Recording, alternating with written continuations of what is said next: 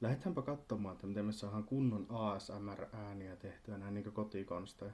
Kun me kaikki ollaan varmasti nähty niitä, että missä on oikein paljon nähty vaivaa johonkin folioja ja sen läpi työnnetään hammastikkuja, et cetera, mutta onko se oikeasti niin vaikeata?